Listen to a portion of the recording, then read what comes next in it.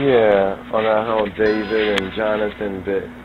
One of the key verses they like to emphasize is the verse where it says that when it says that the love that David and Jonathan had was more than the love of woman.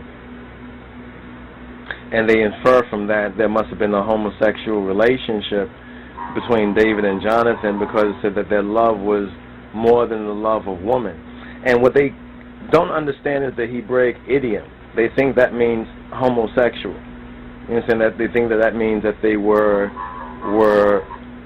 gay, because the love that Jonathan and David had it excelled or superseded. It was more. Basically, what it means in simple English, it was more than the love of woman, right?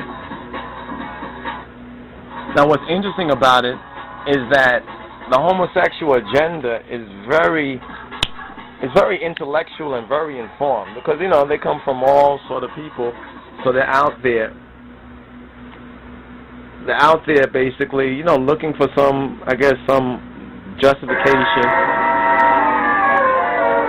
some sort of moral justification in some sense. They're looking for some sort of moral justification in some sense to basically say that, hey, it's all right, the Bible is contradicting itself, because look, Jonathan and David were gay because the love they had, one for the other, was more than the love of woman. And they are misinterpreting the Hebrew idiom that this means that the love they had was like the love that a man has for a woman. No, there's a big difference there.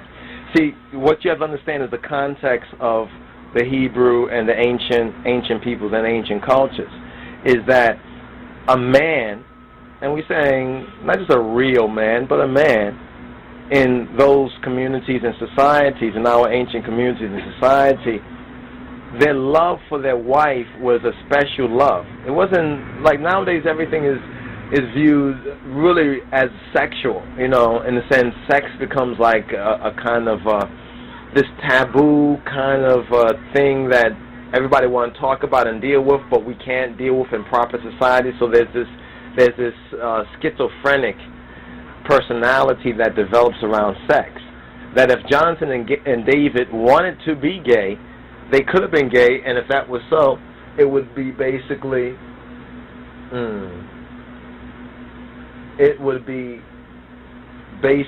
put out in the scripture. It could be there because there's a lot of other things that are in the scriptures if you look at it. There's where a lot of other things that are in the scriptures. They just didn't run around hating their woman and hating their wife. Their wife was a part of their family, was like the misseso, the center post in their house. And you can look in there and see a sexual metaphor if you want to, but then you're missing the heartical point of it. There's a heartical point. It's like when we as brethren, I love this brethren, I have love of certain brethren more than the love of women in general. I have love of certain brethren, and me and those brethren have never engaged in any homosexual activities. You see what I'm saying? So people say, well, how can that be? Remember, it's using the word woman. You see what I'm saying? It's using the word woman in a general sense, because men love women. Now, when a man loves a man more than the love of woman, what does it mean in the Hebrew? Better yet, make me say it so you can understand it. What does it mean in black people's way of talking? Because you won't understand the Bible if you don't look at the Bible as a black book. And this is why the Bible has been so misconstrued, because they want to look at it like it's part of their history and heritage as white folks, and it's really not. It speaks about them here and there, but it's really not about white people. In fact, it speaks about them more towards the later part of the book, like in the Judgments, than it really does in the earlier part of the books. When we speak about the serpent and everything, we're going beyond. We're on a metaphysical level. We're on a spiritual level. It's beyond black and white. In fact, in the early parts of the book, it was black. You understand? So it was even a higher level of spirituality for one to detect a nachash, a reptilian. You had to look at nature. People were wise.